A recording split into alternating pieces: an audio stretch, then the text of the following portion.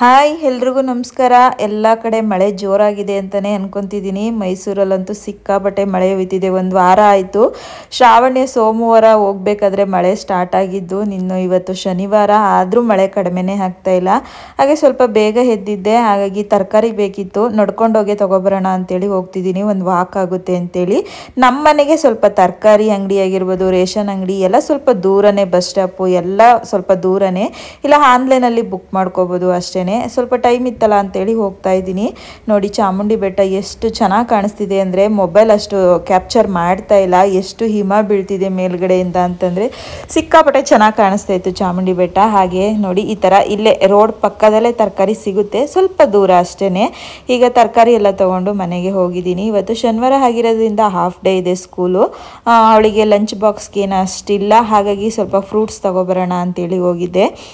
Daily ಅವಳಿಗೆ fruits ಅಥವಾ dry fruits ಏನಾದರೂ ಒಂದು ಹಾಕಿ ಕಳಿಸ್ತೀನಿ. ಈಗ ಸ್ಟಾರ್ಟಿಂಗ್ ಅಲ್ವಾ, ಮಕ್ಕಳು ಟೀಚರ್ಸ್ ಹೇಳಿರ್ತಾರೆ ಜಂಕ್ ಫುಡ್ ಎಲ್ಲ ತರಬಾರ್ದಂತ, ಅದನ್ನೇ ಇಟ್ಕೊಂಡಿರ್ತಾಳೆ. ನೀನು ಸ್ವಲ್ಪ ದಿನ ಹೋಗ್ತಿದ್ದಂಗೆ ಅಮ್ಮ ನನಗೂ ಬಿಸ್ಕೆಟ್ ಕೊಡು, ಚಾಕ್ಲೇಟ್ ಕೊಡು, ಅದು ಕೊಡು ಇದು ಕೊಡು ಅಂತ ಕೇಳ್ತಿರ್ತಾಳೆ. ಈಗ ಇಲ್ಲ ನನಗೆ ಫ್ರೂಟ್ಸೇ ಬೇಕು ಅಂತ ಹೇಳಿದ್ಲು. ಹಾಗಾಗಿ ಪಪಾಯನೇ ತರೋಣ ಹೋಗಿ ಅಂತೇಳಿ ಹೋಗಿದ್ದೆ. ಹಾಗೆ ನನಗೂ ಕೂಡ ಇವತ್ತು ಪಾಲಕ್ ಹಾಕಿ ಪೊಂಗಲ್ ಮಾಡೋಣ ಅಂತ ಅಂದ್ಕೊಂಡು ಫ್ರೆಶ್ ಆಗಿತ್ತು ಅಂತೇಳಿ ತೊಗೊಬಂದಿದ್ದೀನಿ. ಪಾಲಕ್ ಹಾಕಿ ಪೊಂಗಲ್ನ ಮಾಡಿದ್ರೆ ತುಂಬಾ ಚೆನ್ನಾಗಿರುತ್ತೆ. ಅದರಲ್ಲೂ ಈ ವೆದರಲ್ಲಂತೂ ಸ್ವಲ್ಪ ಖಾರ ಮುಂದೆ ಇಟ್ಕೊಂಡು ಮಾಡ್ಕೊಂಡ್ರಂತೂ ಇನ್ನೂ ಸಖತ್ತಾಗಿರುತ್ತೆ. ನಾವು ನಾರ್ಮಲಾಗಿ ಪ್ಲೈನ್ ಪೊಂಗಲ್ ಮಾಡೋದಕ್ಕಿಂತ ಈ ಥರ ಸೊಪ್ಪನ್ನು ಬಳಸಿ ಮಾಡಿದ್ರೆ ಇನ್ನೂ ಚೆನ್ನಾಗಿರುತ್ತೆ. ನಾನು ಫಸ್ಟು ಒಂದು ಲೋಟ ಹೆಸರು ಬೇಳೆನ ಹಾಕ್ಕೊಂಡು ಫ್ರೈ ಆದಮೇಲೆ ಈಗ ಒಂದು ಸ್ವಲ್ಪ ಅದೇ ಲೋಟ ಅಳತೆಲೆ ಅಕ್ಕಿನೂ ಕೂಡ ಹಾಕ್ಕೊಂಡು, ಅಕ್ಕಿ ಜಾಸ್ತಿ ಫ್ರೈ ಮಾಡ್ಕೊಳ್ಳಲ್ಲ, ಒಂದು ಸ್ವಲ್ಪ ಫ್ರೈ ಮಾಡ್ಕೊಂಡಿದ್ದೀನಿ ಅಷ್ಟೇ. ತುಂಬ ಚೆನ್ನಾಗಿದೆ ರೆಸಿಪಿ. ಒಂದ್ಸಲ ಟ್ರೈ ಮಾಡಿ. ಮಕ್ಕಳಿದ್ರಂತೂ ಅವ್ರಿಗಂತೂ ಸಿಕ್ಕಾಪಟ್ಟೆ ಇಷ್ಟ ಆಗುತ್ತೆ ಇದು. ಈಗ ನೀಟಾಗೆ ವಾಶ್ ಮಾಡಿ ನಾನು ಅಕ್ಕಿಗೆ 1 ಲೋಟ ಅಕ್ಕಿಗೆ 3 ಲೋಟ ನೀರು, 1 ಲೋಟ ಬೇಳೆಗೆ 3 ಲೋಟ, ಒಟ್ಟು 6 ಲೋಟ ಹಾಕಿ ಇದನ್ನ ಕೂಗಿಸ್ಕೊತಾ ಇದ್ದೀನಿ. ಇದು ಕೂಗಿ ಆದಮೇಲೆ ನಾನು ಬಿಸಿನೀರು ಇಟ್ಕೊಂಡಿದ್ದೀನಿ. ಬಿಸಿನೀರಿಗೆ ನಾನು ನೀಟಾಗೆ ತೊಳೆದು ವಾಶ್ ಮಾಡಿರುವಂತಹ ಪಾಲಕ್ ಸೊಪ್ಪನ್ನು ಕೂಡ ಹಾಕೊತಾ ಇದ್ದೀನಿ. ಪಾಲಕ್ನ ನೀವು ಜಾಸ್ತಿ ಬೇಯಿಸ್ಕೊಳ್ಳೋದು ಬೇಡ, ನ್ಯೂಟ್ರಿಷನ್ ಎಲ್ಲ ಅಲ್ಲೇ ಹೋಗ್ಬಿಡುತ್ತೆ. ಇವಾಗ ನಾನು ಒಂದು ಬೌಲ್ಗೆ ಸ್ವಲ್ಪ ಕೋಲ್ಡ್ ನೀರನ್ನೇ ಇಟ್ಕೊಂಡಿದ್ದೀನಿ. ಇದೊಂದು ಸ್ವಲ್ಪ ಬೆಂದ ತಕ್ಷಣ ನಾನು ಕೋಲ್ಡ್ ವಾಟರ್ಗೆ ಹಾಕೊಂಡಿದ್ದೀನಿ. ಅದು ಆರಿದ್ಮೇಲೆ ನಾನಿಲ್ಲಿ ಮಿಕ್ಸಿ ಜಾರ್ಗೆ ಹಾಕೊತಾ ಇದ್ದೀನಿ ಎಲ್ಲ ಐಟಮ್ನು. ಇದು ಆರಿದ್ಮೇಲೆ ನಾವು ಮಿಕ್ಸಿ ಮಾಡೋಕ್ಕಾಗೋದು. ಈಗ ಬೆಳ್ಳುಳ್ಳಿ, ಒಂದು ಸ್ವಲ್ಪ ಶುಂಠಿ, ನಿಮಗೆ ಖಾರಕ್ಕೆ ಎಷ್ಟು ಬೇಕೋ ಅಷ್ಟು ಹಸಿರು ಮೆಣಸಿನ್ಕಾಯಿ. ನೀವು ಖಾರ ಜಾಸ್ತಿ ತಿಂತೀನಿ ಅಂತಂದರೆ ಹಾಕ್ಕೊಳ್ಳಿ, ತುಂಬ ಚೆನ್ನಾಗಿರುತ್ತೆ ಸ್ವಲ್ಪ ಖಾರ ಮುಂದಾಗಿದ್ದರೆ ಪೊಂಗಲ್ಲು. ಇವಾಗ ಇದನ್ನು ನೀಟಾಗಿ ಬ್ಲೈಂಡ್ ಮಾಡ್ಕೊಳ್ಳೋಣ, ಪೇಸ್ಟ್ ಆಗಬೇಕು. ಹಾಗೆ ಇವಾಗ ಇದು ಕೂಡ ಆಗಿದೆ. ಇದನ್ನು ಎತ್ತಿ ಸೈಡ್ಗೆ ಇಟ್ಬಿಟ್ಟು ಇವಾಗ ನಾವು ಇದಕ್ಕೆ ಮೆಣಸು ಮತ್ತು ಜೀರಿಗೆನೂ ಕೂಡ ಹುರ್ಕೊಳ್ಬೇಕು. ಹುರಿದು ಸ್ವಲ್ಪ ಕ್ರಷ್ ಮಾಡಿ ಪುಡಿ ಮಾಡ್ಕೊಬೇಕು. ಜಾಸ್ತಿ ನಾವು ಪುಡಿ ಮಾಡ್ಕೊಬಾರ್ದು. ಹಾಗೆ ಕಲ್ಲಲ್ಲೋ ಅಥವಾ ಯಂತ್ರಲ್ಲಾದರೂ ಮಾಡ್ಕೊಳ್ಳಿ, ಮಿಕ್ಸಿಗೆಲ್ಲ ಹಾಕ್ಕೊಳ್ಳೋದೇನು ಬೇಡ, ಅಷ್ಟು ಚೆನ್ನಾಗಿರಲ್ಲ. ಇವಾಗ ಇದನ್ನು ಸೈಡ್ಗೆ ಎತ್ತಿಟ್ಕೊಂಡು ಈಗ ನಾನು ಒಂದು ಬಾಣಲಿ ಇಟ್ಕೊಂಡು ಒಗ್ಗರಣೆ ಹಾಕೊತಾ ಇದ್ದೀನಿ. ತುಂಬಾ ಚೆನ್ನಾಗಿತ್ತು. ನಮ್ಮ ಮನೇಲಿ ಇದೆ ಫಸ್ಟ್ ಟೈಮ್ ನಾನು ಮಾಡಿದ್ದು ಪಾಲಕ್ ಯೂಸ್ ಮಾಡಿ. ತುಂಬ ಚೆನ್ನಾಗಿತ್ತು ಅಂತಲೇ ನಿಮಗೂ ಕೂಡ ರೆಸಿಪಿ ಶೇರ್ ಮಾಡ್ತಾ ಇದ್ದೀನಿ. ಸುಮಾರು ಜನ ಬೆಳಗ್ಗೆ ಏನು ತಿಂಡಿ ಮಾಡೋದು ಅಂತ ಯೋಚನೆ ಮಾಡ್ತಾ ಇರ್ತೀರ, ಒಂದ್ಸಲ ಈ ಥರ ಟ್ರೈ ಮಾಡಿ, ತುಂಬ ಚೆನ್ನಾಗಿರುತ್ತೆ. ಈಗ ಎಣ್ಣೆ ಹಾಕ್ಕೊಂಡು ಎಣ್ಣೆಗೆ ಸಾಸಿವೆ, ಕರಿಬೇವಿನ ಸೊಪ್ಪು, ಒಣಮೆಣಸಿನ್ಕಾಯಿ ಹಾಕ್ಕೊಂಡು ನಾನು ಏನು ಪೇಸ್ಟ್ ಮಾಡಿ ಇಟ್ಕೊಂಡಿದ್ನೋ ಅದನ್ನು ಕೂಡ ಹಾಕೊತಿದ್ದೀನಿ. ಈಗಂತೂ ಒಂಥರ ಸ್ಮೆಲ್ ಗಮ್ ಅಂತ ಬರ್ತಿರುತ್ತೆ ಇದು ಫ್ರೈ ಆಗಬೇಕಾದ್ರೆ. ಇದು ಆಲ್ರೆಡಿ ಒಂದು ಸ್ವಲ್ಪ ಕುಕ್ ಆಗಿರೋದ್ರಿಂದ ಏನು ಅಷ್ಟು ಫ್ರೈ ಮಾಡೋದು ಬೇಡ, ಸ್ವಲ್ಪ ಎಣ್ಣೆ ಬಿಟ್ಕೊಳ್ಳೋ ತನಕ.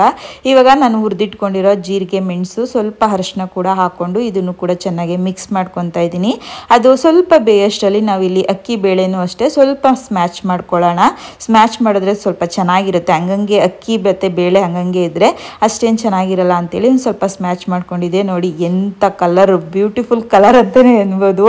ನನಗಂತೂ ಎಷ್ಟು ಚೆನ್ನಾಗಿ ಕಾಣಿಸ್ತೈತೆ ವಿಡಿಯೋ ಎಡಿಟಿಂಗ್ ಮಾಡಬೇಕಾದ್ರೆ ಅಂತ ಅನ್ಕೊತಾ ಇದೆ. ಇವಾಗ ಒಂದು ನೀಟಾಗಿ ಮಿಕ್ಸ್ ಕೊಡೋಣ. ಇದಕ್ಕೆ ಮಿಕ್ಸ್ ಮಾಡಬೇಕು ಹೋದ್ರೆ ಅಷ್ಟೇ ಎಷ್ಟು ಚೆನ್ನಾಗಿ ಕಾಣಿಸ್ತೈತೆ ಅಲ್ವಾ. ಇವಾಗ ಇದಕ್ಕೆ ರುಚಿಗೆ ತಕ್ಕಷ್ಟು ಇಲ್ಲಿ ನಾನು ಕಲ್ಲುಪ್ಪನ್ನ ಯೂಸ್ ಮಾಡ್ತಾ ಇಲ್ಲ, ಯಾಕಂದರೆ ಆಲ್ರೆಡಿ ಎಲ್ಲ ಕುಕ್ ಆಗಿಬಿಟ್ಟಿದೆ, ಕರ್ಗೋದು ಸ್ವಲ್ಪ ಲೇಟ್ ಆಗುತ್ತೆ ಅಂತೇಳಿ ಪುಡಿ ಉಪ್ಪನ್ನೇ ಯೂಸ್ ಮಾಡಿ ಸ್ವಲ್ಪ ಬೇಯೋದಕ್ಕೆ ಅಂತ ಇಡ್ತಾ ಇದ್ದೀನಿ. ನೀವು ಪಾತ್ರೆನ ಸ್ವಲ್ಪ ಗಟ್ಟಿ ತಳದ ಇಟ್ಕೊಬೇಕು, ಇಲ್ಲಾಂದರೆ ನಾವು ಬೇಳೆ ಎಲ್ಲ ಹಾಕಿರ್ತೀವಲ್ವ, ಹಾಗಾಗಿ ತಳ ಹಿಡಿಯೋ ಚಾನ್ಸಸ್ ಇರುತ್ತೆ ಅಂತೇಳಿ. ಇವಾಗ ಇದು ಆಲ್ಮೋಸ್ಟ್ ಆಗಿದೆ. ಇದನ್ನು ಇವಾಗ ಆಫ್ ಮಾಡಿಬಿಡೋಣ. ಒಂದು ನೀಟ್ ಮಿಕ್ಸ್ ಕೊಟ್ಟು ಆಫ್ ಮಾಡಿಬಿಟ್ಟು, ಆಫ್ ಮಾಡೋದಕ್ಕೆ ಮುಂಚೆ ಒಂಚೂರು ಬೇಕು ಅಂದರೆ ನೀವು ಗರಂ ಮಸಾಲಾನ ಆ್ಯಡ್ ಮಾಡ್ಕೊಳ್ಳಿ, ಸ್ವಲ್ಪ ಚೆನ್ನಾಗಿರುತ್ತೆ ಲಾಸ್ಟಲ್ಲಿ. ಅಂದರೆ ಇದ್ರ ಫ್ಲೇವರ್ ಹೋಗಬಾರ್ದು, ಹಾಗಾಗಿ ನಾನು ಇಲ್ಲಿ ಲಾಸ್ಟಲ್ಲಿ ಆ್ಯಡ್ ಮಾಡಿಕೊಂಡು ನೀಟಾಗಿ ಮಿಕ್ಸ್ ಮಾಡ್ಕೊತಾ ಇದ್ದೀನಿ. ಇವಾಗ ಇದು ಮಿಕ್ಸ್ ಆದಮೇಲೆ ನಾನಿಲ್ಲಿ ಸ್ವಲ್ಪ ಕೊತ್ತಂಬರಿ ಸೊಪ್ಪು ಕೂಡ ಆ್ಯಡ್ ಮಾಡ್ಕೊಂಡಿದ್ದೀನಿ. ಈಗ ಸ್ಟವ್ ಆಫ್ ಆದಮೇಲೆ ಸ್ವಲ್ಪ ಅರ್ಧ ಲೆಮನ್ ನಾನು ಕ್ವಾಂಟಿಟಿ ನೋಡಿಕೊಂಡು ಲೆಮನ್ನ ಹಾಕ್ಕೊಳ್ಳಿ. ನಾನಿಲ್ಲಿ ಸ್ವಲ್ಪನೇ ಮಾಡಿರೋದ್ರಿಂದ ಅರ್ಧ ನಿಂಬೆಹಣ್ಣು ಕೂಡ ಹಿಂಡ್ಕೊತಾ ಇದ್ದೀನಿ. ಇವಾಗ ಇದನ್ನು ನೀಟಾಗಿ ಮಿಕ್ಸ್ ಮಾಡಿದ್ರೆ ಪಾಲಕ್ ಪೊಂಗಲ್ ರೆಡಿ ಆಯಿತು. ನಿಜವಾಗೂ ಹೇಳ್ತಿದ್ದೀನಿ, ತುಂಬ ಚೆನ್ನಾಗಿದೆ, ಟ್ರೈ ಮಾಡಿ ಒಂದ್ಸಲ. ಇವಾಗ ಇದ್ರ ಕೆಲಸ ಮುಗೀತು. ನೀನು ಶ್ರಾವಣಿಗೆ ಪಪಾಯ ಮತ್ತು ಸೌತೆಕಾಯಿ ಎಲ್ಲನೂ ಕೂಡ ಕಟ್ ಮಾಡಿ ಕೊಟ್ಟಿದ್ದೀನಿ. ಇವತ್ತು ಬಾಕ್ಸಿಗೆ ಪಪಾಯ ತೊಗೊಂಡು ಹೋಗ್ತಾಳೆ. ಸೌತೆಕಾಯಿ ಮತ್ತು ಕ್ಯಾರೆಟ್ ಎರಡನ್ನೂ ಜೊತೆಗೆ ತಿನ್ನೋದಿಕ್ಕೆ. ನೀನು ಈಗೀಗ ಶ್ರಾವಣ್ಯ ಅವಳೇನೆ ಲಂಚ್ ಬಾಕ್ಸ್ ಎಲ್ಲ ಕಟ್ಕೊತಾಳೆ, ಅದ್ರದ್ದು ಏನು ಪ್ರಾಬ್ಲಮ್ ಇಲ್ಲ. ಇವಾಗ ಸ್ವಲ್ಪ ಈ ವರ್ಷದಿಂದ ಸ್ವಲ್ಪ ಏನಷ್ಟು ಹಿಂಸೆ ಅನ್ನಿಸ್ತಾ ಇಲ್ಲ ನನಗೆ. ಕೆಲವ್ರಿಗಂತೂ ಸಿಕ್ಕಾಪಟ್ಟೆ ಹಿಂಸೆ ಆಗ್ತಿರುತ್ತೆ. ಸಣ್ಣ ಮಕ್ಳು ಇರ್ತಾರೆ, ಬಾಕ್ಸು ರೆಡಿ ಮಾಡಬೇಕು. ಅದರಲ್ಲಿ ಕೆಲವು ಮನೇಲಿ ಹಸ್ಬೆಂಡು ಕೂಡ ಆವಾಗಲೇ ಹೋಗ್ತಿರ್ತಾರೆ ಕೆಲಸಕ್ಕೆ. ಒಬ್ಬೊಬ್ಬರು ಮೂರು ಬಾಕ್ಸ್ ರೆಡಿ ಮಾಡಿ ಮಕ್ಳಿಗೂ ತಿನ್ನಿಸಿ ಕಳಿಸ್ಬೇಕಲ್ವಾ. ಏನೋ ಒಂಥರ ಹಿಂಸೆ ಅನಿಸ್ತಾ ಇರುತ್ತೆ ಅವಾಗ. ಅಂದರೆ ನಾನು ಅದೇ ಫೇಸ್ನ ನೋಡಿ ಬಂದಿದ್ದೀನಿ. ನಾನು ಫಸ್ಟ್ ಶಿಫ್ಟ್ಗೆ ಹೋಗ್ಬೇಕಾದ್ರೆ ನನ್ನ ಮಗುನೂ ಕರ್ಕೊಂಡು ಹೋಗ್ಬೇಕಾದ್ರೆ ನಾನು ಅಷ್ಟೊತ್ತಿಗೆ ಎದ್ದು ಅಡುಗೆ ಎಲ್ಲ ಮಾಡ್ತಿದ್ದೆಲ್ಲ ನೆನೆಸ್ಕೊಂಡ್ರೆ ಒಂದೊಂದ್ಸಲ ಈಗ 8:30ಗೆ ರೆಡಿ ಮಾಡಬೇಕು ಅಂದ್ರೂ ಒಂದೊಂದ್ಸಲ ಟೆನ್ಷನ್ ಆಗ್ತಾ ಇರುತ್ತೆ. ಅದನ್ನೆಲ್ಲ ನೆನೆಸ್ಕೊಂಡು ಅಯ್ಯೋ ಈಗ ಪರವಾಗಿಲ್ಲ ಸರ್ 8:30ಗೆ ರೆಡಿ ಮಾಡಬೇಕಲ್ಲ ಅಂತೇಳಿ ಎದ್ದು ಖುಷಿಯಿಂದ ಮಾಡ್ಕೊತಾ ಇರ್ತೀನಿ. ಇವಾಗ ಸಣ್ಣ ಪುಟ್ಟ ಕೆಲಸ ಎಲ್ಲ ಅವಳೇ ಮಾಡ್ಕೊತಾಳೆ. ಈಗ ನೋಡಿ, ಇವಾಗ ಒಂದು ಜಡೆ ಇವತ್ತಲ್ವಾ ಅವಳೇ ಬಾಚ್ಕೊಂಡಿದ್ದಾಳೆ, 2 ಜಡೆ ಆದರೆ ನಾನು ಬಾಚ್ಕೊತೀನಿ. ಹಾಗೆ ಅವಳು ಕೂಡ ಇಂಪ್ರೂವ್ಮೆಂಟ್ ಆಗ್ತಿದ್ದಾಳೆ. ಕೆಲವು ಮನೇಲಿ ಮಕ್ಕಳು ತುಪ್ಪನೇ ತಿನ್ನಲ್ಲ ಅಂತಾರೆ. ನಮ್ಮ ಮನೇಲಿ ಸ್ವಲ್ಪ ಡಿಫ್ರೆಂಟ್ ಅಂತಲೇ ಹೇಳ್ಬೋದು. ನಮ್ಮ ಶ್ರಾವಣ್ಯ ಎಲ್ಲದಕ್ಕೂ ತುಪ್ಪ ಹಾಕೊತಿರ್ತಾಳೆ. ಅದು ಎಷ್ಟು ರೈಸಿಗೆ 2 ಸ್ಪೂನ್ ತುಪ್ಪ ಹಾಕ್ಕೊಂಡಿದ್ದಾಳೆ. ನಾನೇ ಸ್ವಲ್ಪ ರೇಗಿಸ್ತಾ ಇದ್ದೆ, ಇಷ್ಟೊಂದು ತುಪ್ಪ ತಿಂತಾರ ಅಂತೇಳಿ. ಅವಳಿಗೆ ತುಪ್ಪ ಅಂದರೆ ಸ್ವಲ್ಪ ಇಷ್ಟ. ಹಾಗಾಗಿ ಅದರಲ್ಲೂ ನಾವು ಮನೇಲಿ ಕಾಯಿಸಿದ ತುಪ್ಪ ಅಂದರೆ ಸಖತ್ ಇಷ್ಟಪಡ್ತಾಳೆ. ಈ ಸಲ ತುಪ್ಪ ಅಂತೂ ತುಂಬಾ ಚೆನ್ನಾಗೈತೆ ಅಮ್ಮ, ನೀನೊಂದು ಸ್ವಲ್ಪ ತರಿಸು ಅಂತಲೇ ಹೇಳ್ತಾ ಇದ್ಲು. ಊರಿಗೆ ಹೋದಾಗ, ಊರಿಂದ ಬರೋರು ಸ್ವಲ್ಪ ಕಡಿಮೆ ಅಲ್ವಾ, ಹಾಗಾಗಿ ಇಲ್ಲ ಅಂದರೆ ಊರಿಂದನೇ ಒಂದೊಂದು 2 ಸೇರು ತಂದು ಕಾಯಿಸ್ಕೊಬೋದು. ತುಂಬ ಜಾಸ್ತಿ ಕಾಯಿಸಿಟ್ಟಿದ್ರು ಏನು ಅಷ್ಟು ಚೆನ್ನಾಗಿ ಕಾಣೋದಿಲ್ಲ. ಮೇಲ್ಗಡೆ ಒಂದು ತೊಟ್ಟು ಇಲ್ಲ ತುಪ್ಪ, ಅದಕ್ಕೆ ಸ್ಪೂನ್ ತಗೋತೀನಿ.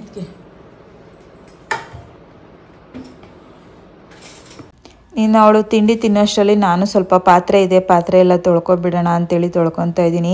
ಸ್ವಲ್ಪ ಚಳಿ ಇದ್ದರೆ ಪಾತ್ರೆ ತೊಳೆಯೋದಕ್ಕೆ ಬೇಜಾರು. ಬೇಸಿಗೆ ಟೈಮಲ್ಲಾದರೆ ಅಲ್ಲಿದಲ್ಲೇ ತೊಳ್ಕೊಬೋದು. ಚಳಿ ಟೈಮಲ್ಲಿ ಸ್ವಲ್ಪ ನೀರಿಗೆ ಕೈ ಹಾಕೋದಕ್ಕೆ ಬೇಜಾರು ಅಂತಲೇ ಅನಿಸ್ಬೋದು.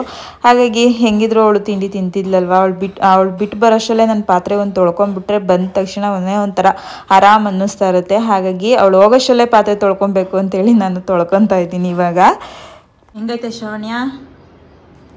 ಓಕೆನಾ? ಪರವಾಗಿಲ್ವಾ? ಚೆನ್ನಾಗೈತಾ? ಇನ್ನು ಅವಳನ್ನು ಸ್ಕೂಲ್ಗೆಲ್ಲ ಬಿಟ್ಟು ಬಂದು ನಾನಿವಾಗ ತಿಂಡಿ ತಿನ್ಕೊಳ್ಳೋಣ ಅಂತೇಳಿ ತಿನ್ಕೊತಾ ಇದ್ದೀನಿ. ತಿಂಡಿ ತಿಂದು ಸ್ವಲ್ಪ ಹೊತ್ತು ರೆಸ್ಟ್ ಮಾಡಿ ಆಮೇಲೆ ದೇವ್ರ ಪೂಜೆನ ಮಾಡ್ಕೊತಾ ಇದ್ದೀನಿ. ನನಗೂ ಸ್ವಲ್ಪ ಹೆಲ್ತು ಪ್ರಾಬ್ಲಮ್ ಇರೋದ್ರಿಂದ ಮಾತ್ರೆ ತೊಗೊಬೇಕಿತ್ತು. ಹಾಗಾಗಿ ನಾನು ಬೇಗನೆ ತಿಂಡಿ ತಿನ್ಕೊಂಡ್ಬಿಟ್ಟೆ. ಟೈಮು ಕರೆಕ್ಟಾಗಿ ತಿಂಡಿ ತಿನ್ಕೊಳ್ಳೋಣ ಅಂತೇಳಿ ಎಲ್ಲ ಆದಮೇಲೆ ಇವಾಗ ಪೂಜೆ ಮಾಡ್ಕೊಳ್ಳೋಣ ಅಂತೇಳಿ ರೆಡಿ ಮಾಡ್ಕೊತಾ ಇದ್ದೀನಿ. ಇವತ್ತು ಶನಿವಾರ ಆಗಿರೋದ್ರಿಂದ ನಮ್ಮನೆ ದೇವ್ರ ವಾರ ಅಲ್ವಾ, ಹಾಗಾಗಿ ಹೂವೆಲ್ಲ ಬದಲಿಸ್ಬಿಟ್ಟು ಪೂಜೆ ಮಾಡ್ಕೊತೀನಿ. ನಾನು ದೇವ್ರ ಸಾಮಾನೆಲ್ಲ ಪಾತ್ರೆ ತೊಳ್ಕೊಳ್ಳುವಂಥ ಸೋಮವಾರ ತೊಳ್ಕೊತೀನಿ. ಸೋಮವಾರನೇ ತೊಳೆಯೋದು, ನಾನು ಬೇರೆ ದಿವಸ ಯಾವತ್ತೂ ಜಾಸ್ತಿ ತೊಳೆಯೋದಕ್ಕೆ ಹೋಗಲ್ಲ. ಹಾಗಾಗಿ ಇವಾಗ ದೀಪ ಹಚ್ಚೋಣ ಅಂತೇಳಿ ಹಚ್ಕೊತಾ ಇದ್ದೀನಿ. ನಾನು ತಿಂಡಿ ತಿನ್ನೋದಕ್ಕೆ ಮುಂಚೆನೇ ಪೂಜೆ ಮಾಡಬೇಕು ಆ ಥರದ್ದೆಲ್ಲ ಜಾಸ್ತಿ ಯಾವುದು ರೂಢಿ ಮಾಡ್ಕೊಂಡಿಲ್ಲ. ನಾನು ಯಾವಾಗ ಆಗುತ್ತೆ ಆವಾಗ ತಿಂಡಿ ತಿಂದಮೇಲೆ ಪೂಜೆ ಮಾಡ್ತೀನಿ. ಸುಮಾರು ಸಲ ಅಷ್ಟೇ ತಿಂಡಿ ತಿಂದಮೇಲೆ ಪೂಜೆ ಮಾಡೋದು. ನೀನು ಬೇಗನೆ ಪೂಜೆ ಮಾಡಬೇಕು ಆ ಥರ ಏನಿಲ್ಲ. ಒಂದು 11 ಗಂಟೆ ಒಳಗಡೆ ಯಾವಾಗ ಬೇಕಾದರೂ ನಾನು ಪೂಜೆ ಮಾಡ್ತೀನಿ. ಇನ್ನು ಸಾಮಾನ್ಯವಾಗಿ ನಾನು ಜಾಸ್ತಿ ಸಾಯಂಕಾಲದ ಹೊತ್ತು ಪೂಜೆ ಮಾಡ್ತೀನಿ. ಎಲ್ಲಾದರೂ ಅಪರೂಪಕ್ಕೆ ಹಿಂಗೆ ಬೆಳಗ್ಗೆ ಹೊತ್ತು ಕೂಡ ಪೂಜೆ ಮಾಡುವಂಥದ್ದು. ಒಂದೊಂದ್ಸಲ ಶ್ರಾವಣಿ ಹೋಗೋದಕ್ಕೆ ಮುಂಚೆನೇ ರೆಡಿ ಮಾಡಿಬಿಡ್ತೀನಿ, ಅವಳೇ ಪೂಜೆ ಮಾಡಿಬಿಟ್ಟು ಹೋಗಲಿ ಅಂತೇಳಿ. ಹಾಗೆ ಸುಮಾರು ದಿವಸ ಆದಮೇಲೆ ನಾನು ಇವತ್ತು ಸ್ಟಿಚ್ ಮಾಡ್ತಾಯಿದ್ದೀನಿ. ಯಾಕಂದರೆ ನಾನು ಸ್ಟಿಚ್ ಮಾಡೋದೇ ಬಿಟ್ಬಿಟ್ಟಿದ್ದೆ.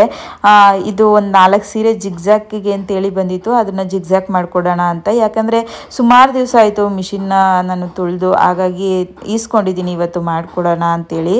ಈ ಸೀರೆ ರೈಟ್ಗಳಂತೂ ಇಷ್ಟೊಂದು ಸೀರೆ ರೈಟ್ ಇದೆಯಾ ಅನ್ನೋದೇ ಆಶ್ಚರ್ಯ ಆಗೋಯ್ತು. ಸಿಕ್ಕಾಪಟ್ಟೆ ಜಾಸ್ತಿ ಇದೆ ಸೀರೆ ರೈಟ್ಗಳು ಇವು. ನನಗೆ ಇತ್ತೀಚೆಗೆ ಸೀರೆ ಏನು ಪರ್ಚೇಸಿಂಗ್ ಮಾಡಿಲ್ವಲ್ಲ, ಹಾಗಾಗಿ ನನಗೇನು ಅಷ್ಟು ಐಡಿಯಾ ಇಲ್ಲ ಇಷ್ಟೊಂದು ಕಾಸ್ಟ್ಲಿ ಇದೆಯಾ ಅಂತ. ನೋಡಿ ಈ ಸೀರೆ ಬಂದು ಎಷ್ಟಿದೆ ರೈಟು ಅಂತ ಇಲ್ಲೇ ನಿಮಗೆ ತೋರಿಸ್ತೀನಿ. 12,000 ಚಿಲ್ಲರೆ ಇದೆ. ಇದು 12,750 ರೂಪಾಯಿ ಇದೆ. ಯಪ್ಪ ಇಷ್ಟೊಂದು ಕಾಸ್ಟ್ಲಿನ ಅಂತ ಅನ್ನಿಸ್ಬಿಡ್ತು. ಏನೋ ಒಂಥರ ಲೈಟ್ ಪಿಂಕ್ ಕಲರಲ್ಲಿದೆ. ಅದು ಆ್ಯಕ್ಚುಲಿ ರಿಸೆಪ್ಷನ್ ಸೀರೆ ಅಂತ ನಾನು ಅಂದ್ಕೊಂಡಿದ್ದೀನಿ. ಬಟ್ ನನಗೆ ಅಂದರೆ ಕುಚ್ಚಾಕೋದಕ್ಕೆ ಅಂತ ಕೊಟ್ಟಿರ್ತಾರಲ್ಲ ಅವ್ರ ಕಡೆಯಿಂದ ಬಂದಿರುವಂಥ ಸೀರೆ ಇದು, ನನಗೆ ಜಿಗ್ಜ್ಯಾಕ್ ಮಾಡೋದಕ್ಕೆ. ಇದು ಬಂದು 8,330 ರೂಪಾಯಿ. ಇದು ಒಂಥರ ಮೆರೂನ್ ಕಲರ್ ಇತ್ತು ಬಾರ್ಡ್ರು. ಇದು ಗ್ರೀನ್ ಮತ್ತು ಒಂಥರ ಯೆಲ್ಲೋ ಶೇಡಲ್ಲಿ, ಡಾರ್ಕ್ ಯೆಲ್ಲೋ ಇಲ್ಲ, ಲೈಟ್ ಯೆಲ್ಲೋನಲ್ಲಿ ಇದೆ. ಇದು ಅಷ್ಟೇ ಸುಮಾರು ಒಂದು 6,000 ಚಿಲ್ಲರೆ ಏನೋ ಇತ್ತು ಇದೂ ಅಂತ ಅಂದ್ಕೊತೀನಿ.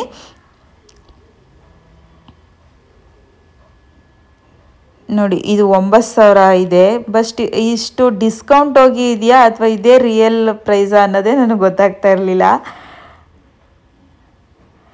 ಇದು ಒಂದು ಸ್ವಲ್ಪ ಕಡಿಮೆ ಇತ್ತು ಸೀರೆ ಅಷ್ಟೇ. ನೀವು ಸೀರೆನ ಜಿಗ್ಜ್ಯಾಕ್ ಮಾಡೋದಕ್ಕೆ ನೀಟಾಗಿ ಕಟ್ ಮಾಡ್ಕೊಬೇಕು. ಇದು ನಾನು ಕಟ್ ಮಾಡ್ತಿರೋದು ಬಂದು ಒಳಸರ್ಗು ಒಂದು ಸ್ವಲ್ಪ ಏರುಪೇರಾದ್ರೂ ನಡೆಯುತ್ತೆ. ಮೇಯ್ನು ನಾವು ಸೆರ್ಗತ್ರ ಬರುತ್ತಲ್ಲ ಅಲ್ಲಿ ಮಾತ್ರ ನೀಟಾಗಿ ಸ್ಟ್ರೈಟಾಗಿ ಕಟ್ ಮಾಡಬೇಕು. ಯಾಕಂದರೆ ಕುಚ್ಚಾಕೋದಕ್ಕೂ ಕೂಡ ಪ್ರಾಬ್ಲಮ್ ಆಗಿಬಿಡುತ್ತೆ ಅಲ್ಲಿ ಡೊಂಕ ಪಿಂಕಿ ಆದರೆ. ಇದು ಒಳಸರ್ಗೇನಿಲ್ಲ, ಒಂದೊಂದ್ಸಲ ಏರುಪೇರಾದ್ರೂ ನಡೆಯುತ್ತೆ. ಬಟ್ ಪರ್ಫೆಕ್ಟಾಗಿದ್ರೇ ಚೆಂದ ಅಲ್ವಾ, ಹಾಗಾಗಿ ನೀಟಾಗಿ ಕಟ್ ಮಾಡ್ಕೊತಾ ಇದ್ದೀನಿ. ಆಲ್ರೆಡಿ ಇವರು ಬ್ಲೌಸ್ನ ಕಟ್ ಮಾಡಿದ್ದಾರೆ. ನನಗೆ ಸ್ಟ್ರೈಟಾಗಿ ಬೇಕಲ್ವ, ಹಾಗಾಗಿ ನಾನು ಕಟ್ ಮಾಡ್ಕೊತಾ ಇದ್ದೀನಿ. ನಮ್ಮ ಕಡೆ ಎಲ್ಲ ಒಂದು ಸೈಡ್ಗೆ 10 ರೂಪಾಯಿ ತೊಗೊತಾರೆ ಜಿಗ್ಜ್ಯಾಕ್ ಮಾಡೋದಕ್ಕೆ. ನಿಮ್ಮ ಸೈಡ್ ಎಲ್ಲ ಎಷ್ಟು ರೂಪಾಯಿ ತೊಗೊತಾರೆ ಅನ್ನೋದನ್ನ ಕಮೆಂಟ್ ಬಾಕ್ಸಲ್ಲಿ ಕಮೆಂಟ್ ಮಾಡಿ. ನೀನು ಜಿಗ್ಜ್ಯಾಕ್ ಮಾಡೋದು ಏನು ಅಷ್ಟು ಈಸಿ ಅಂತಲೂ ಏನಿಲ್ಲ. ಒಂದು ಸೀರೆಗೆ 2 ಕಲರ್ ದಾರ ಹಾಕಬೇಕಾಗುತ್ತೆ. ಒಂದೊಂದ್ಸಲ ಸೀರೆ ಪಲ್ಲುನೇ ಒಂದು ಕಲರ್ ಇರುತ್ತೆ, ಸೀರೆನೇ ಪೂರ್ತಿ ಒಂದು ಕಲರ್ ಇರುತ್ತೆ. ಹಾಗಾಗಿ ನಾವು ಎಲ್ಲೋ ಅಪರೂಪಕ್ಕಷ್ಟೇ ಒಂದು ಸೀರೆಗೆ ಒಂದೇ ಕಲರ್ ಹಾಕಿ ಮಾಡುವಂಥದ್ದು. ಇಲ್ಲ ಅಂದರೆ ಒಂದು ಸೈಡ್ಗೆ ಒಂದು ಕಲರ್ ಥ್ರೆಡ್ ಬೇಕು, ಇನ್ನೊಂದು ಸೈಡ್ಗೆ ಇನ್ನೊಂದು ಕಲರ್ ಥ್ರೆಡ್ ಬೇಕು. ಹಾಗಾಗಿ ಅದು ಏನು ಅಷ್ಟು ಕಷ್ಟ ಸುಲಭ ಅಂತೆಲ್ಲ ಹೇಳೋಕ್ಕಾಗಲ್ಲ. ಎಲ್ಲರಿಗೂ ಅಷ್ಟೇ ಅವ್ರವ್ರ ಕೆಲಸದಲ್ಲಿ ಅವ್ರವ್ರಿಗೆ ಕೆಲಸ ಇರುತ್ತೆ. ಟೈಲರಿಂಗೋ ಅಥವಾ ಬೇರೆದೋ ಎಲ್ಲ ನಿಮ್ಗೇನಪ್ಪ ಕಷ್ಟ ಅಂತ ಹೇಳ್ತಿರ್ತಾರೆ. ಟೈಲರ್ಗಳು ಅಷ್ಟು ಕಷ್ಟ ಇರುತ್ತೆ ಅನ್ನೋದು ನನಗೆ ಗಾರ್ಮೆಂಟ್ಸ್ಗಿಂತನೂ ಮನೆಯಲ್ಲಿ ಹೊಲಿಯೋದು ಸಿಕ್ಕಾಪಟ್ಟೆ ಕಷ್ಟ ಅನಿಸುತ್ತೆ. ಎಲ್ಲರ ಬಾಡಿ ಮೆಸರ್ಮೆಂಟು ಒಂದೇ ಥರ ಇರಲ್ಲ. ಒಬ್ಬರು ಅಲ್ಲಿ ಬಿಟ್ಕೊಳ್ಳುತ್ತೆ, ಒಬ್ರು ಇಲ್ಲಿ ಬಿಟ್ಕೊಳ್ಳುತ್ತೆ ಅಂತಾರೆ. ಗಾರ್ಮೆಂಟ್ಸಲ್ಲಾದರೆ ಒಂದು ಪ್ಯಾಟ್ರನ್ನು ಮೂವ್ ಆಗ್ತಾ ಇರುತ್ತೆ, ಅದ್ರ ತಕ್ಕನಾಗೆ ಹೊಲಿತಾ ಇರ್ತಾರೆ. ಬಟ್ ಮನೆಯಲ್ಲಿ ಹೊಲಿಯೋದು ಸ್ವಲ್ಪ ಕಷ್ಟ ಗಾರ್ಮೆಂಟ್ಸ್ಗಿಂತನೂ ಮನೆಯಲ್ಲಿ. ಅಂದರೆ ಗಾರ್ಮೆಂಟ್ಸಲ್ಲಿ ಪ್ರೊಡಕ್ಷನ್ ಜಾಸ್ತಿ ಕೊಡಬೇಕು, ಇಲ್ಲಿ ನಾವು ನಮಗಿಷ್ಟ ಬಂದಾಗ ಕೂತ್ಕೊಂಡು ಹೊಲಿಬೋದು. ಬಟ್ ಬಾಡಿ ಮೆಸರ್ಮೆಂಟ್ನ ನಾವು ಕ್ಯಾಚ್ ಮಾಡೋದಿದೆಯಲ್ಲ ಅದಂತೂ ಸಿಕ್ಕಾಪಟ್ಟೆ ಕಷ್ಟ. ಹಾಗೆ ಸುಮಾರು ಜನ ಮಿಷಿನ್ಗಳನ್ನ ತಗೋತಾ ಇರ್ತೀರಾ. ಅವ್ರುಗಳು ನನ್ನ ಹತ್ರ 2 ಮಿಷಿನ್ ಇದೆ. ಆ್ಯಕ್ಚುಲಿ ನನಗೆ ಈಗ ಹಾಕ್ತಿದ್ದೀನಲ್ಲ ಅದರಲ್ಲಿ ಒಂದು 3ರಿಂದ 4 ಥರ ಸ್ಟಿಚ್ ಬರುತ್ತೆ. ಬಟ್ ನನಗಿದು ಅಷ್ಟು ಕಂಫರ್ಟಬಲ್ ಇಲ್ಲ, ಯಾಕಂದರೆ ಇದಕ್ಕೆ ಟೇಬಲ್ ಕೂಡ ಇರೋದಿಲ್ಲ. ಮತ್ತು ರಫು ಬಟ್ಟೆ ಬರುತ್ತಲ್ಲ, ಈ ದಪ್ಪ ಇರೋ ಬಟ್ಟೆ, ಅದನ್ನೆಲ್ಲ ಅಷ್ಟು ಇದರಲ್ಲಿ ಸ್ಟಿಚ್ ಮಾಡೋದಕ್ಕೆ ಆಗೋದಿಲ್ಲ. ಹಾಗಾಗಿ ನಾನು ಅದು ದೊಡ್ಡ ಮಿಷಿನ್ನ ತೊಗೊಂಡಿದ್ದು. ಇದು ಫಸ್ಟ್ ಇತ್ತು, ಆಮೇಲೆ ಅದನ್ನು ತೊಗೊಂಡಿದ್ದು ನಾನು. ಇದರಲ್ಲಿ ಬಂದು ನಾನು ಇವಾಗ ಜಿಗ್ಜ್ಯಾಕ್ ಮಾಡೋದಕ್ಕೆ ಅಥವಾ ಯಾವುದಾದ್ರೂ ಓರ್ಲಾಕ್ ಅಂತಂದರೆ ಬ್ಲೇಡ್ ಎಲ್ಲ ಇರೋದಿಲ್ಲ. ಓರ್ಲಾಕಲ್ಲಿ ಸ್ವಲ್ಪ ಮಾಡ್ಕೋಬೋದು ಅಷ್ಟೇ. ಮಾಮೂಲಿ ಸಿಂಗಲ್ ನೀಡ್ಲು ಸ್ಟಿಚ್ಚು ಕೂಡ ಬರುತ್ತೆ. ಬಟ್ ನನಗೆ ಇದು ಅಷ್ಟು ಕಂಫರ್ಟಬಲ್ ಇಲ್ಲ. ನಾನು ಡೈಲಿ ಅಂದರೆ ಬಟ್ಟೆ ಹೊಲಿಯೋದಕ್ಕೆ ಅಂತಲೇ ತೊಗೊತಾರಲ್ಲ ಅವ್ರಿಗೆ ನಾನು ಇದನ್ನು ಸಜೆಸ್ಟ್ ಮಾಡಲ್ಲ, ಯಾಕಂದರೆ ನನಗೆ ಅಷ್ಟು ಇಷ್ಟ ಆಗಲಿಲ್ಲ. ನನಗೆ ಆ ದೊಡ್ಡ ಮಿಷಿನ್ನೇ ಇಷ್ಟ, ಕೂತ್ಕೊಂಡು ಹೊಲಿಯೋದಕ್ಕಾಗಿರ್ಬೋದು ಎಲ್ಲದಕ್ಕೂ. ನಾನು ಇದನ್ನು ಜಿಗ್ಜ್ಯಾಕಿಗೆ ಮಾತ್ರ ಯೂಸ್ ಮಾಡ್ತೀನಿ. ಇದನ್ನು ನಾನು ಬ್ಲೌಸ್ ಹೊಲಿಯೋದಕ್ಕೆ ಅಥವಾ ಡ್ರೆಸ್ಗೋ ಏನಕ್ಕಾದರೂ ಕೂಡ ಇದನ್ನು ಯೂಸ್ ಮಾಡ್ತೀನಿ. ಇದರಲ್ಲಿ ಹೆವಿ ಬಟ್ಟೆ ಎಲ್ಲ ಬಟ್ಟೆನೂ ಸ್ಟಿಚ್ ಮಾಡ್ಬೋದು ದೊಡ್ಡ ಮಿಷಿನಲ್ಲಿ. ನೀವು ಜೀನ್ಸ್ ಪ್ಯಾಂಟಿಂದ ಹಿಡಿದು ಬೆಡ್ಶೀಟು ಎಲ್ಲನೂ ಕೂಡ ಸ್ಟಿಚ್ ಮಾಡ್ಬೋದು. ಇದರಲ್ಲಿ ಆ ಥರ ಅಲ್ಲ, ಸ್ವಲ್ಪ ಸ್ಮೂತ್ ಬಟ್ಟೆನೇ ಹಾಕಬೇಕು, ಮತ್ತು ಸ್ವಲ್ಪ ಜಾಮ್ ಆಗೋ ಥರ ಕೂಡ ನನಗೆ ಅನ್ನಿಸುತ್ತೆ. ಹಾಗಾಗಿ ನಾನು ಅದನ್ನು ಎಕ್ಸ್ಟ್ರಾ ತೊಗೊಂಡಿದ್ದು. ಇದನ್ನು ಓನ್ಲಿ ನಾನು ಜಿಗ್ಜ್ಯಾಕಿಗೆ ಮಾತ್ರ ಯೂಸ್ ಮಾಡ್ತಾ ಇದ್ದೀನಿ ಇವಾಗ.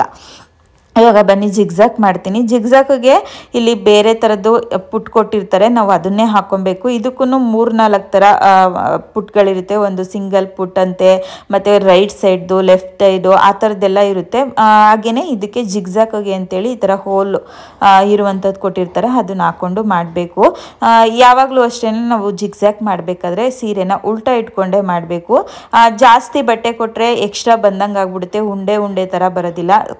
ಕಡಿಮೆ ಬಟ್ಟೆ ಕೊಟ್ಟರೆ ಒಂಥರ ಫ್ಲಾಟ್ ಥರ ಬಂದ್ಬಿಡುತ್ತೆ. ಒಂದೇ ಮೀಡಿಯಮಲ್ಲಿ ಕೊಟ್ಟು ನಾವು ಇಲ್ಲಿ ಜಿಗ್ಜಾಕ್ನ ಮಾಡಬೇಕು.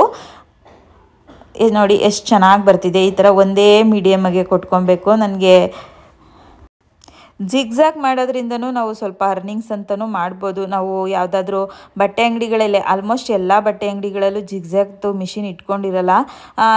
ಯಾರಾದರೂ ಕೊಡ್ತಿರ್ತಾರೆ, ಅವ್ರ ಹತ್ರ ಹೋಗಿ ನಾವು ಈಸ್ಕೊಬಂದು ಮಾಡ್ಬೋದು. ಜಿಗ್ಜಾಗ್ ಆಗಿರ್ಬೋದು, ಹೆಮ್ಮಿಂಗ್ ಮಾಡ್ಬೋದು. ನಾವು ಅಲ್ಲೇ ಮಾಡಬೇಕು ಅಂತೇನಿಲ್ಲ, ಬಟ್ಟೆ ಅಂಗಡಿಗಳಲ್ಲಿ ಮನೆಗೂ ಕೂಡ ಕೊಡ್ತಾರೆ ಹೆಮ್ಮಿಂಗ್ ಮಾಡೋದಕ್ಕೆ, ಬಟನ್ ಹಾಕೋದಕ್ಕೆ, ಎಲ್ಲದಕ್ಕೂ.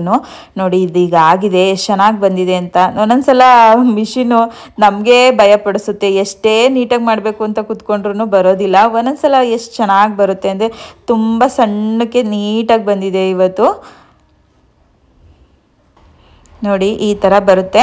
ಬಟ್ ಜಿಗ್ಜಾಕ್ ಮಾಡೋದಕ್ಕೆ ಮಿಷಿನ್ ಅಂತೂ ಸೂಪರಾಗಿದೆ ಅಂತಲೇ ಹೇಳ್ಬೋದು. ನನಗೆ ಮೊದಲೇ ಹೇಳ್ದಂಗೆ ನನಗೆ ಸ್ಟಿಚ್ಚಿಂಗ್ ಅದರಲ್ಲಿ ಅಷ್ಟು ಕಂಫರ್ಟಬಲ್ ಆಗಲ್ಲ. ಜಿಗ್ಜಾಕ್ ಓಕೆ, ಜಿಗ್ಜಾಕ್ ಮಾಡ್ಕೋಬೋದು, ನೀಟಾಗಿ ಬರುತ್ತೆ ಅಂತಲೇ ಹೇಳ್ತೀನಿ.